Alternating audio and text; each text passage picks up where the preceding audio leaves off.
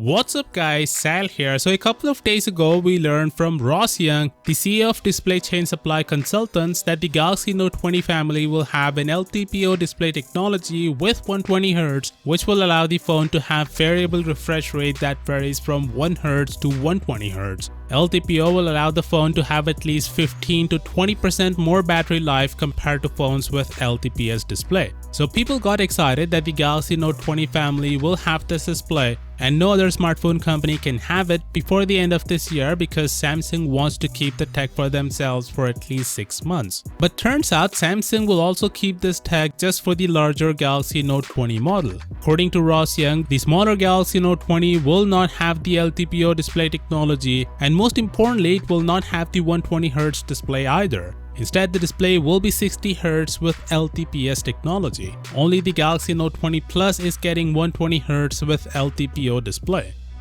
Why?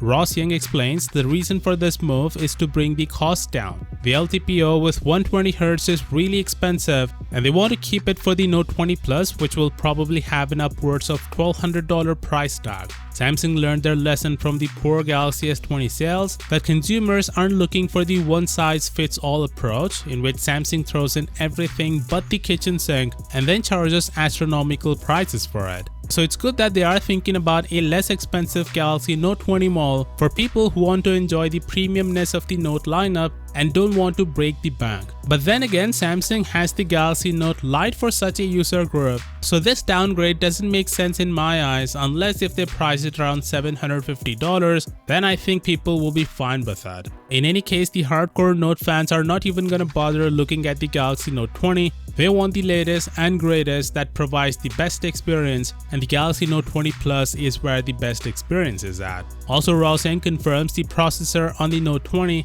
It's gonna be the Snapdragon 865 for the US, Canada, and China, and the new Exynos 990 for the rest of the world. This new Exynos chipset is made on a 6nm process, which is better than the 7nm process of Snapdragon 865. But considering the history of Exynos versus Snapdragon performance, I would say the 992 should give an equal performance compared to the Snapdragon 865.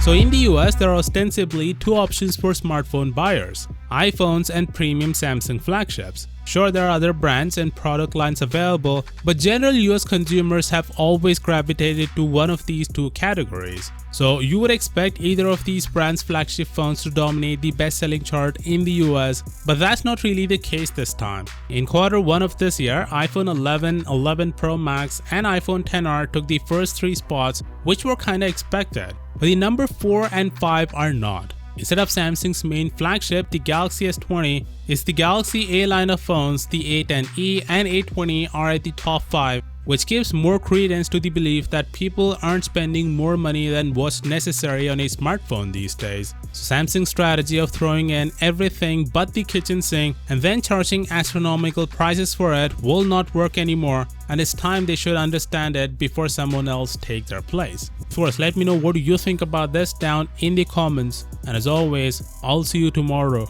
Peace out.